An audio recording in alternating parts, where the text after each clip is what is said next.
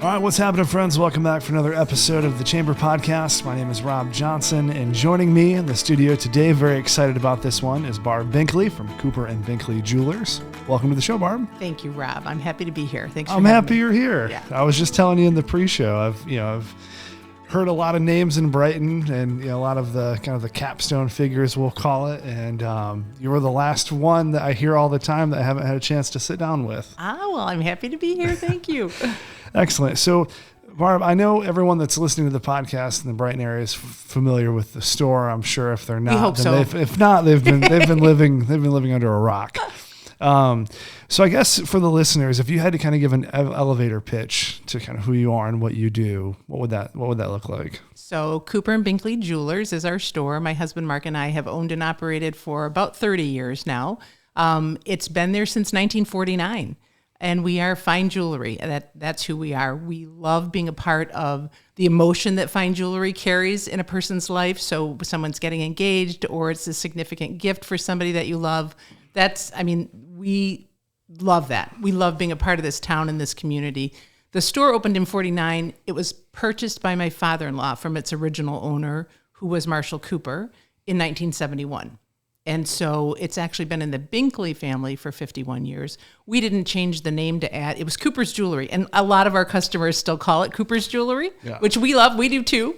But we changed the name when we rebuilt the building. So we tore the building down. Mark and I had bought his dad out in 92. And then in 2000, we tore the building down to the ground, rebuilt it, expanded it. And we changed it to Cooper and Binkley Jewelers at that time. Okay. And since I'm sure everything has gone in, you kind of think about things in segments. We had this, you had the tear down, kind of pre the new store and then after the new store. What have been those evolutionary trends in the business that you've seen since you've been operating? I don't know if I would call, jewelry it's fashion and it's trends for sure, but it's always the same thing. It's emotion. It's love. We are a part of the best times in people's lives. They're getting engaged. The push gift came along after I had my children. So now we have people who are coming in because they're having babies. Okay. And she's getting a push gift. Jewelry is just it's just a wonderful thing. It's beautiful, obviously, and then trends and fashion are fantastic. But I think it's just always been that. It's always been about the emotion of, someone that you love. Yeah. Coincidentally, on the push gift, I missed that train, I think. And maybe it wasn't a trend at the time. When did this start? Because when this would have been relevant for me, my last kid was born in 2017. Okay. You might have, it was Did there. I mess up? It was Did I there. mess up? Yeah. Yeah. Right. I want to say my boys are 28 and 30, and it was not even a thought then, but it probably came around in the last 10, 15 years. All right, well, I'm going to delete this podcast from my wife's iPhone so she doesn't see it. You can bleep my part Yeah. out. Well, that was a weird audio pause. Yeah.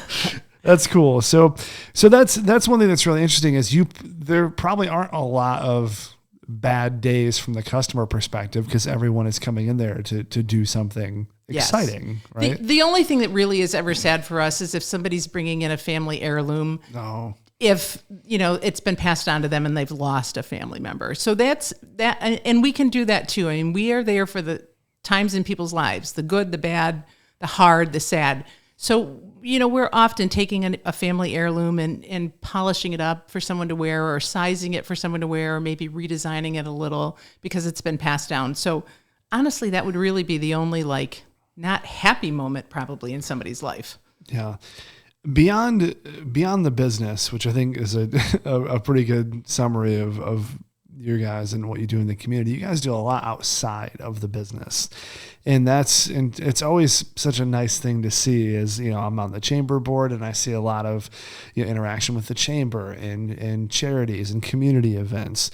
Talk to me a little bit about how important those philanthropic things are to the DNA of Cooper and Binkley. They are in our DNA. So, and honestly, it comes from both Mark and I.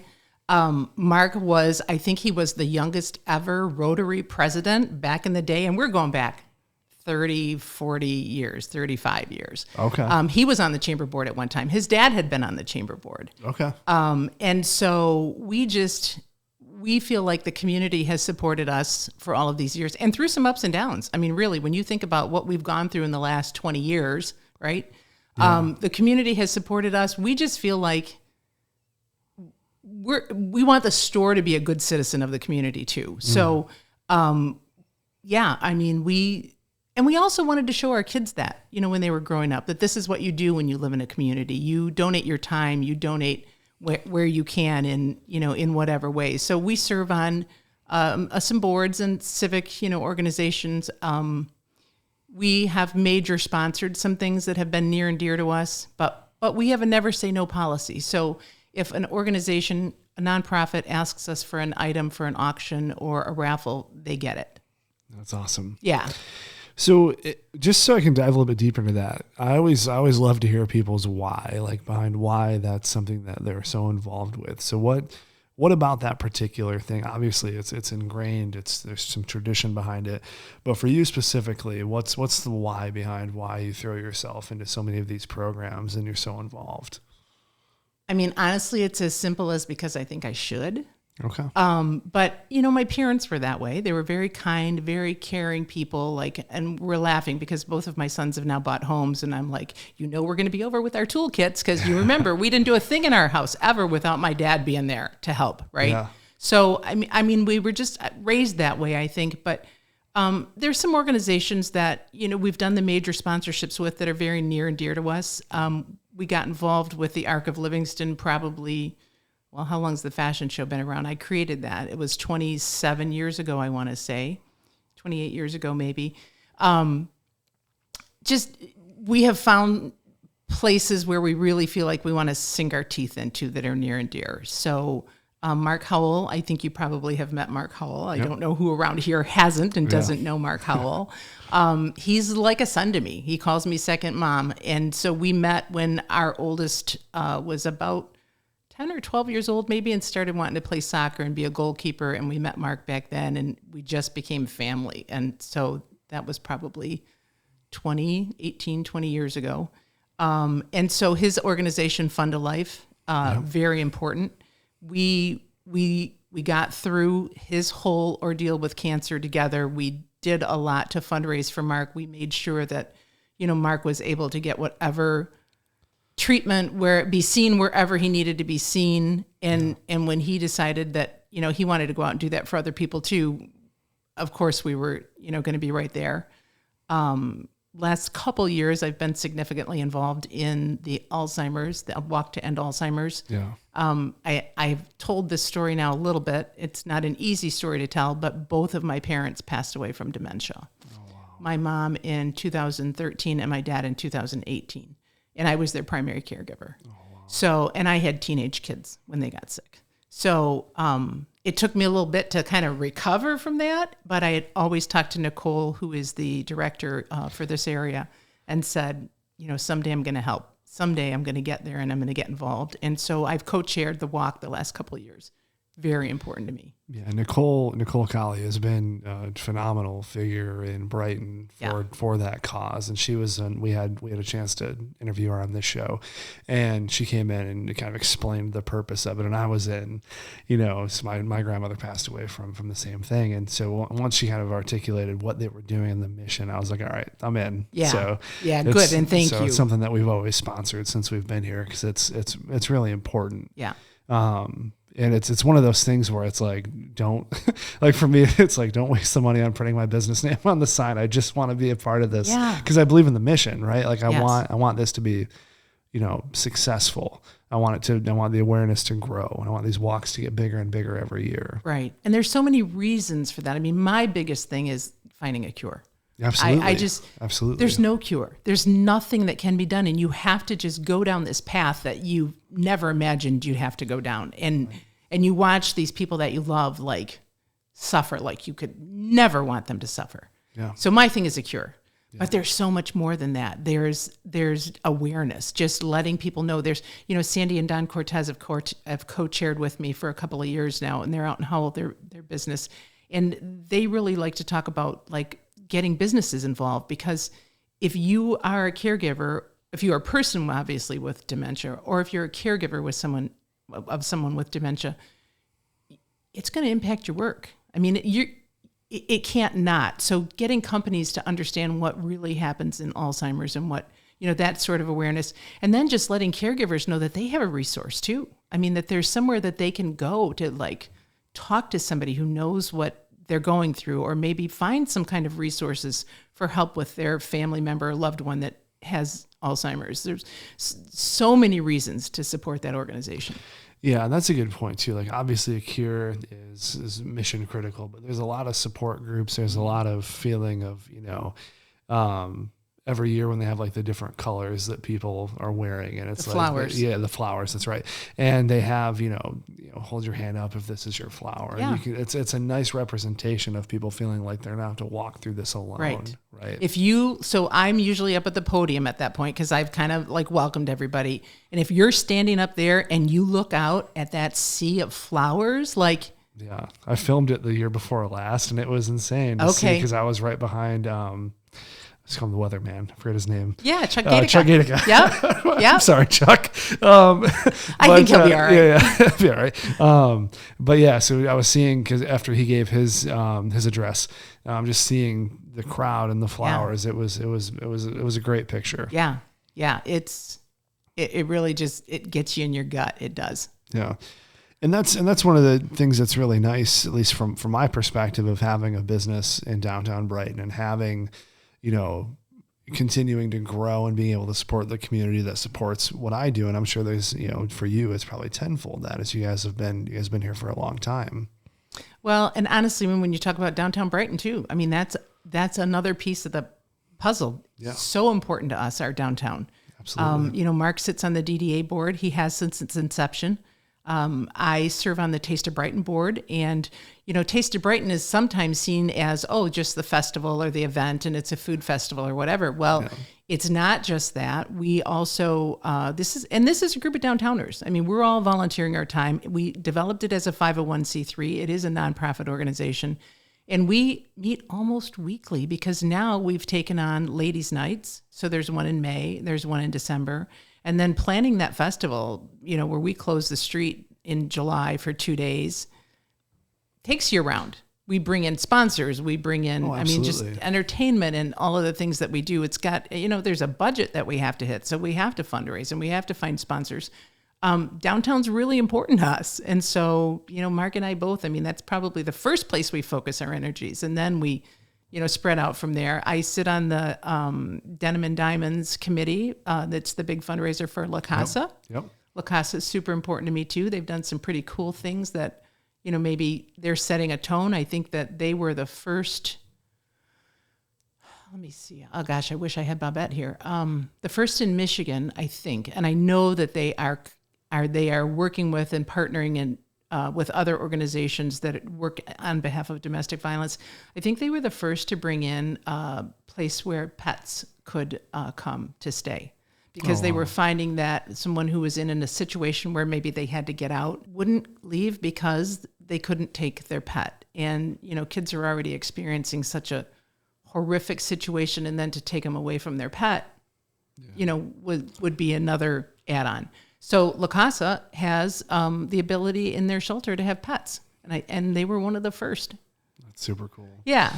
Well, it's neat too, because you having the platform and experience and history, and you can also champion these causes and bring more awareness, through your social circles as well, which is nice. Yeah, that's the goal. I'm probably out there blabbing a lot on social media, about a lot of things, and I don't know if people get tired of hearing that, but it's, and honestly, oftentimes people just don't know what's here and what's available and where to contribute or what kind of fun party they can go to, and it's a fundraiser. So there's a lot of noise, and it's nice to have, kind of the beacons and the people that can cut through all of that noise and let people know what's happening. Yeah. And that's always my thing about social media, is like, if it's something that someone is genuinely, charged up about and they really care about, people are going to listen. Yeah. Yeah, I think so too. I do. Excellent. So one question I have for downtown Brighton. So how has that evolved over the last 20 years? And what do you think is on the horizon kind of in the next 10 years? I know you said your husband is on the DDA. Yep. So obviously you have, some knowledge of the inner workings of, what's coming in and out of Brighton, but what has it been like? How has it transformed? And then what are you looking at towards the future? Nothing but growth. I mean, nothing but, I don't think this area is ever going to change as far as being seen as like one of the places to be. I've heard kicked around like, oh, it's the next downtown Birmingham. Well, I don't really think so. I think we're better than, I don't know. I mean, maybe we don't have as big geography as Birmingham, but we've got some things that nobody else has. I mean, we have, our mill pond is just a huge draw, the Imagination Station. Absolutely. I was telling somebody the other day, I was on the committee to build the Imagination Station, and our youngest son was like 1 when we built that thing, and he's 28 now. So people, I have friends in other cities that have jewelry stores. They would die to have what we have in downtown Brighton. Our outdoor restaurants are fantastic. All that, beautiful seating outside in the summer. And we just have something, I think, that I just don't know any other city that does. Yeah. And that's why I decided to open up in downtown Brighton, is because of everything that's here. It's a really nice hub. It's, close to a lot of things. The downtown area is beautiful. Obviously the mill pond, and and to me, there's always new businesses that are coming in that are really diverse and interesting. Yes. And young people are moving here. We're seeing with our engagement customers, we're seeing like maybe they grew up here, mom and dad are still here, they've moved away for a while, and they're moving back. Yeah. So it's just a great place to be for all those reasons. My younger son was just here this weekend. He has a house in Berkeley, is where he lives now. And we were sitting outside at El Arbol, and he's like, gosh, there's just nothing like this. Yeah. Yeah. No, absolutely. It's a very unique experience. Yeah. I used to travel to Louisville a lot, and Louisville is a city that's broken up into a lot of different segments. And there's a couple of areas of Louisville, specifically just near the downtown district, that really remind me of downtown Brighton. Really?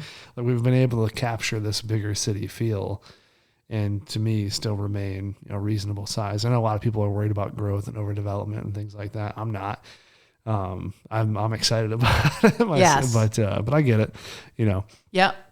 So I know you have a lot of events coming up across winter time. We'll call it the season. So what's on the docket for Barb and Company this holiday season? It is the season. You're absolutely right. So next week, is it next week Thursday? It's the 17th is the Arc of Livingston. It's their big holiday fashion show. It's a big fundraiser. We're a major sponsor. They're selling raffle tickets for diamond stud earrings, and you can get tickets at our store.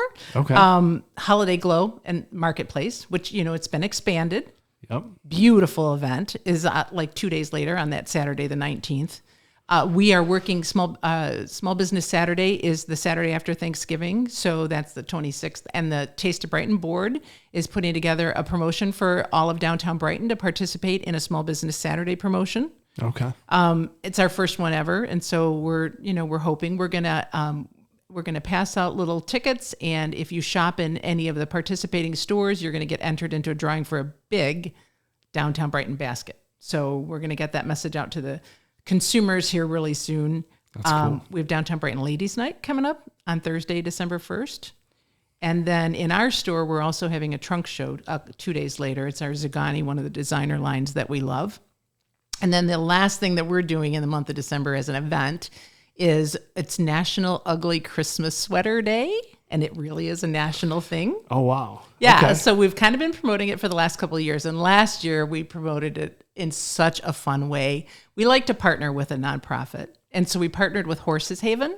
Okay. Are you familiar with them? Okay. Yep. Out in Howell. So we partnered with Horses Haven last year, and we said, wear your ugly Christmas sweater, come on in, have your picture taken with Olaf, who is their ambassador. He's a miniature horse. Okay. And have your picture taken with Olaf. And then we posted those pictures on our Facebook page, and we asked everybody to vote for your favorite ugly Christmas sweater. I love it. And so we donated $1 per vote, up to $1,000. And I didn't count the votes, so we just donated $1,000 to Horses Haven.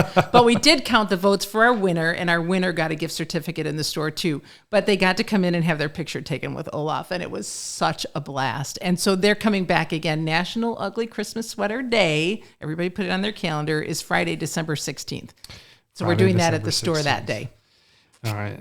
Yeah. I'm gonna not remind my staff because they're gonna put me in something absolutely. But you could win. That's true. We'll probably do it.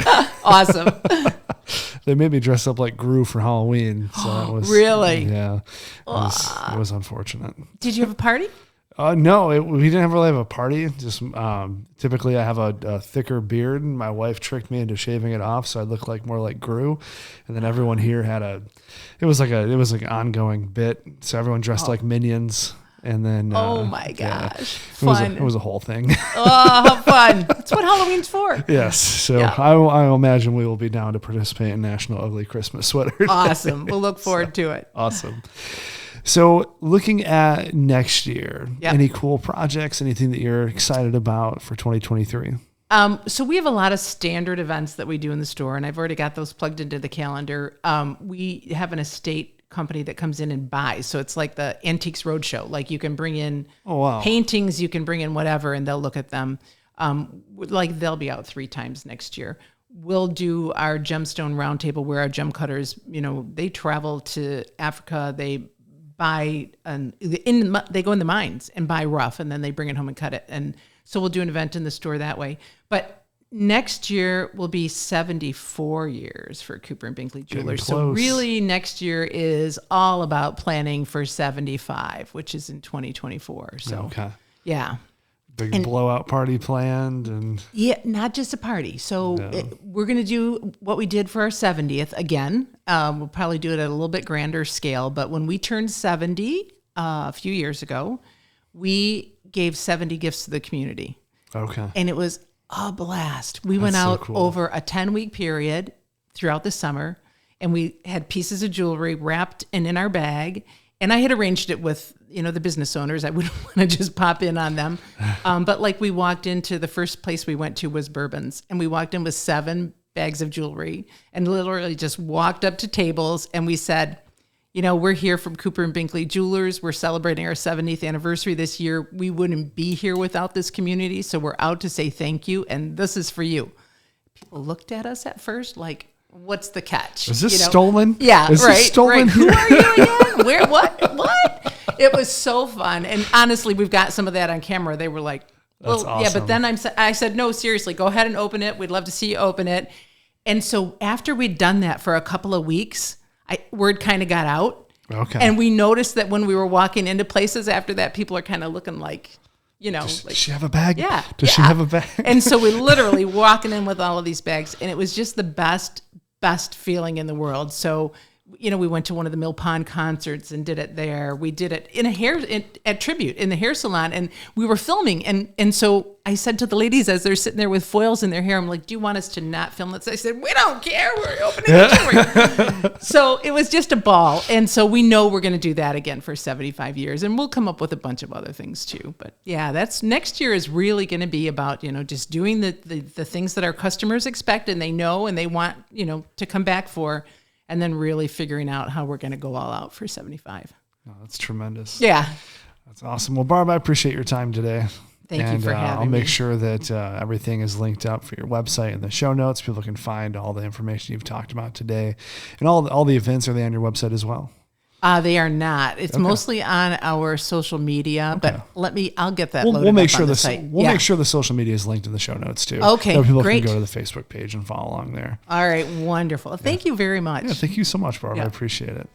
All right, everyone, that's going to wrap up this week's edition of the Chamber Podcast. I appreciate you all watching.